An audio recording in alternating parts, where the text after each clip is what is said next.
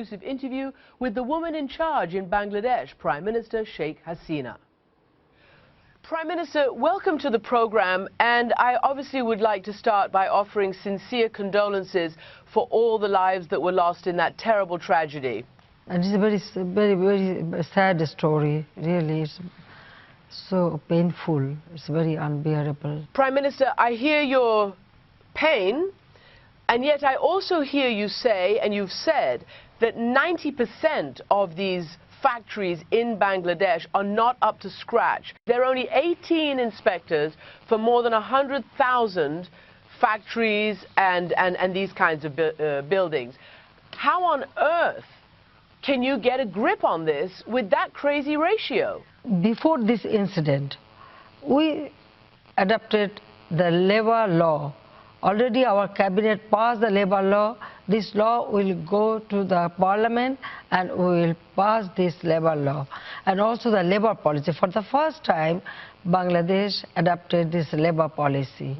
So we are very much concerned about it, and we have already taken all these steps. But you know, in anywhere in the world, any accident can take place.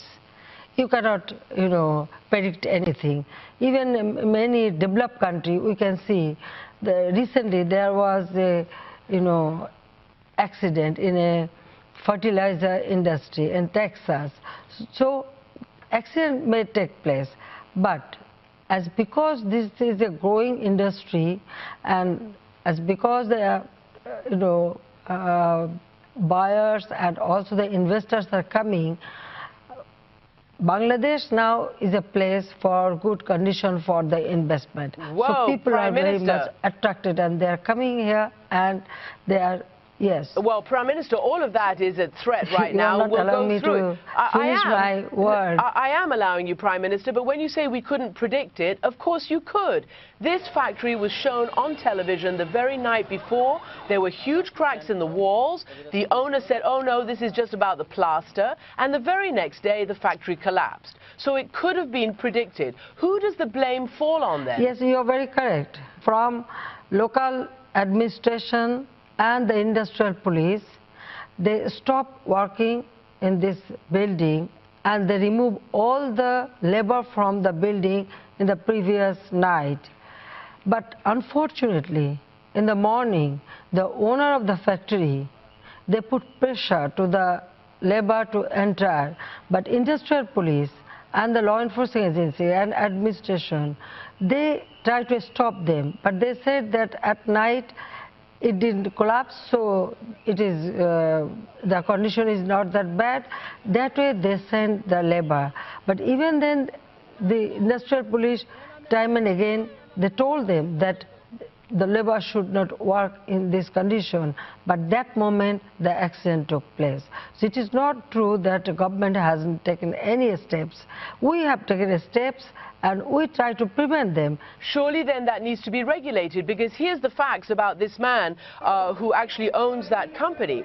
First of all, he was a top member of the ruling Awami Party, which is your party. He was the head of the youth league of that. No, it is not true. Well, that is what we're told. He was a youth, the no, leader it is not of true. The youth wing. You're saying it's not true? No. The And wrong information. All right. And I told you that in this building there are 5 garment industry, 5 owners. They put pressure, they send the labor. Okay. It is not that only the owner of the building. We arrested him. You know that. We arrested him. We arrested all the owners and the engineer and all the people. We have taken all necessary action. You must consider that, yes, we have taken all the necessary steps and we arrested them. What will happen and to law him? will take its own course. We are not going to, save him. No. The criminal is criminal. They will get all, we brought to book, so they will get all the necessary action. All right, so that we can ensure you say that he's a criminal, yes, and the law will take... It is our promise to the people. Okay, I'm sure they'll be delighted to hear that. Exactly, yes. Of course, we have arrested him. Look, within this short period of time, we have taken action, legal action. We arrested them. We filed cases against them. the owners of the building and also the owners of the factory.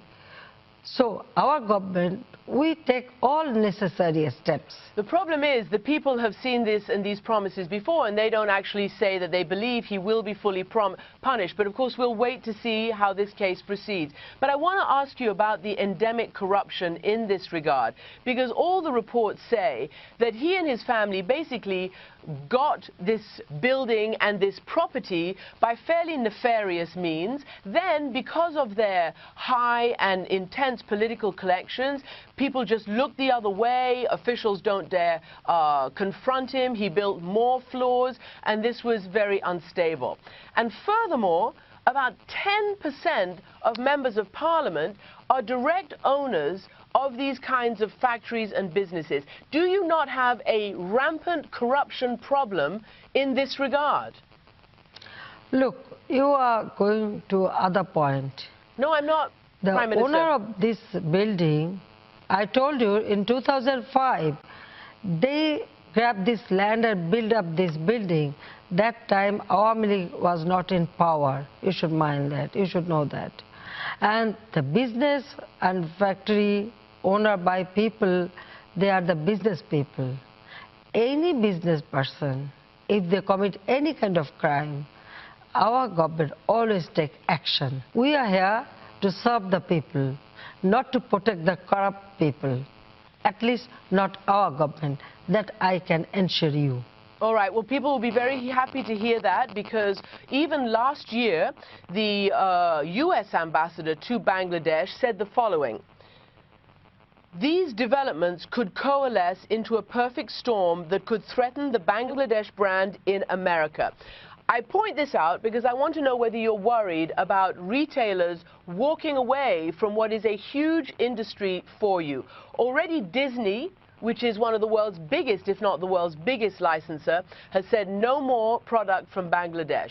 Canada is reconsidering its favorable trade status with you. The EU is considering penalties, and it is your largest trading partner. This is now going to become a major economic crisis for you. Do you agree? Listen, if they want to do business, this buyer, they also consider they should increase the price of the garments so that the business can run properly and the labor can get good salary. So they are also partly responsible for it. What I feel that all the investors, when they come here, yes, they get cheap labor, and that's why they come here. And also our labor, they are very sincere, they work very hard, and they work very perfectly. That's why they come here, and they will come, and they will, do business. That's what I think. You have very, very good workers, and that's why people like their product. But your government is also accused of being very hostile to unions and to labor. And so have successive Bangladeshi governments been accused of that. In fact, as you very well know, last year, the U.S. Secretary of State, Hillary Clinton, was in Bangladesh, and she asked the government to investigate the murder of one of the main union leaders. His name was Aminul Islam, and he was tortured and murdered. There has been no answer about why that happened, and perhaps if you'd been alive and there was more organization, these people would not have been forced by this corrupt owner to go into that factory when you say the government said it should have been closed down. What is your answer on the issue of Aminul Islam? Which union he belongs to? I can tell you that he was known... What is the name of the union? I can tell you that he was known to try... Do you know that? Well, that's what we're told, is that he was trying to organize labor so that it would not be in this kind of situation where workers are hostage to the very people you say are doing illegal things, like making them go back into factories that you say your government... No, you are wrong. Stopped. What am I wrong about? You are wrong. About you are what? wrong. Even nobody knew, listen, nobody knew that he was a labor leader. Nobody knew in this country that he was a labor leader. He was killed or something happened. His dead body was recovered after 4 days by our law enforcing agencies. It was our law enforcement agencies, our police recovered his dead body. We didn't know that he was a union, leader or anything. But we have all sympathy for them. Now the case is under investigation. We feel our responsibility. So this blame game should not be there. All right. Well, you know what? You say we don't know about it, but the Secretary of State of the United States of America comes to Bangladesh and asks your government to investigate. All right. Now you've talked about that, and you say that you care for your people and your workers. The investigation is going on. Okay. Listen, the investigation is going on. I guess I want to know whether you feel that Bangladesh, your government, other governments, should now be more careful about labor, should allow them to organize so these kinds of terrible things don't happen again.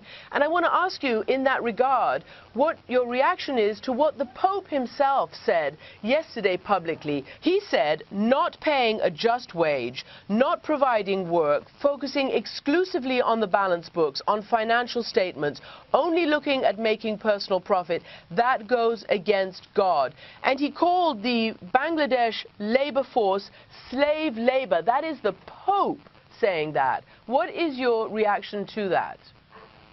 On behalf of our labor, I myself sometimes bargain with the owner so that our labor can get good salary and good condition.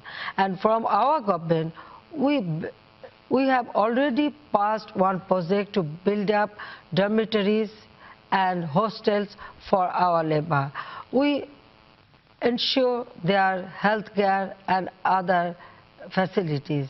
So in our country, yes, it's a poor country, people come to work, but our government, I can't say about other government, but I can tell you about my government. We are always in favor of labor, and their better condition should be ensured, and we always consider that.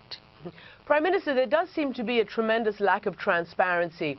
And I say this because CNN has not been allowed to come into Bangladesh to report all of this. And frankly, to see all the things that you're saying, it would be good if we were allowed to do that. And nor are other international news organizations either. I'm sorry, CNN was not allowed to come to Bangladesh? No, and I would ask you right now, please, to change that. What did you say? I did say that. CNN is not allowed to come to cover this I'm story. Sorry. No, ma'am. What did you say? I said CNN and other international organizations have not been allowed to come to Bangladesh as journalists to cover this story. They have put very draconian conditions on... No, it is not true. It is true. No. Yes, it is true. No, Bangladesh is a free country. We would hope that. Listen, in our country, we have private television. What? No, tell me one thing.